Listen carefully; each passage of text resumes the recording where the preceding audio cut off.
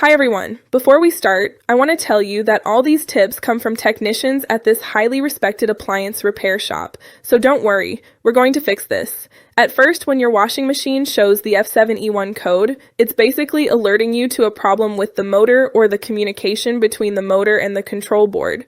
Some clients tell us, I turned on the washer and F7E1 appeared and it wouldn't do anything, while others say, I tried restarting it several times, but the error kept coming back. This indicates that the washer detected a fault and stopped to protect the motor. At the same time, many clients notice that before the error appears, the washer behaves irregularly, it spins oddly, doesn't complete the cycle, or makes unusual noises. One client said, it made a weird humming sound, and then F7E1 showed up on the display. This shows that the issue is usually related to the motor signal or its communication with the control board. From a technical point of view, the F7E1 code is often linked to loose connectors, damaged wires, a faulty rotor sensor, or problems with the control board. One technician told me, if the motor signal doesn't reach the board correctly, the system cuts operation and shows F7E1 to prevent major damage.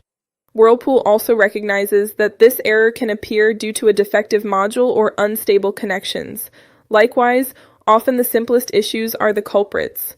Many times, clients bring in their washer and we find loose wires, corroded connectors, or dirt accumulated on the terminals, which cause incorrect readings and trigger the code. Cleaning and securing these connections usually solves the problem quickly, and clients are often surprised at how easy it was.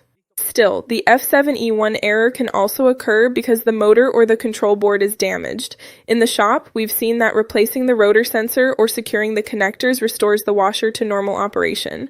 One client said, I thought it was broken, but we checked the wires and sensor, and it worked perfectly again, showing that you often don't need to replace the entire washer.